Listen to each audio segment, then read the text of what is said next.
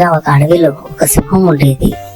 ఒకరోజు మధ్యాహ్నం ఆ సింహం కొనుక్కు తీస్తూ ఉండగా ఒక ఎలుక సింహం పైన పడింది. వెంటనే సింహానికి మెలకువ రావడంతో కిసకిసా పరిగెడుతున్న ఎలుకను సింహం పట్టుకుంది. అల్పాహారముగా బాగానే ఉంటుందన్న ఉద్దేశంతో ఆ ఎలుకను నోట్లో పెట్టుకోబోయింది.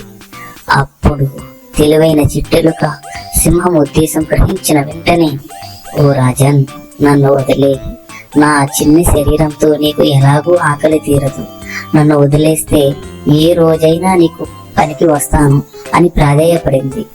అడవికి ముగురాజు అయిన సింహం గర్వంతో నవ్వుతూ, నువ్వు నాకు ఏమి పనికి వస్తావులే కానీ క్షేమంగా వెళ్ళు అని ఆ ఎలుకను వదిలేసింది.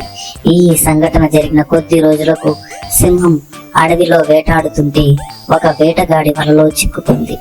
తన బలంతో ఎంత ప్రయత్నించినా వల నుంచి బయటపడలేకపోయింది. చివరికి కోపంతో నిస్సహాయతతో గట్టిగా అడవి మొత్తం వినిపించేలా గర్జించింది. వెంటనే జంతువులన్నీ దరుచుకుని దాక్కున్నాయి. కొద్దిసేపటికి చిన్నగా భయంతో ఉన్న ఒక ఎలుక చెట్టు వెనక నుంచి కనిపించింది. మల్లిగా సింహం దగ్గరికి వచ్చిన ఎలుక సింహం పరిస్థితి చూసిన వెంటనే ఎలుక తన దంతాలతో ఆ వలని చిన్న చిన్నగా కొరకడం మొదలుపెట్టింది.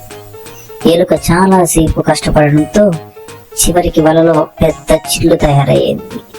వెంటనే సింహం వలలో నుంచి బయటపడింది. ఎలుక వైపు కృతజ్ఞతతో తిరిగి ధన్యవాదాలు తెలపాలనుకునే సమయానికి ఎలుక పారిపోయింది.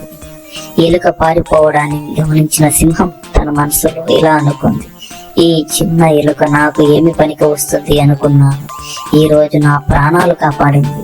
నేను ఏ జంతువుని తక్కువగా అంచనా వేయకూడదు. ఈ కథలో నీతి, ఎప్పుడు ఎవరిని తక్కువ అంచనా వేయరాదు. సమయం వచ్చినప్పుడు అందరి సత్తా తెలుస్తుంది. Thanks for watching Kids Box. Please like and subscribe.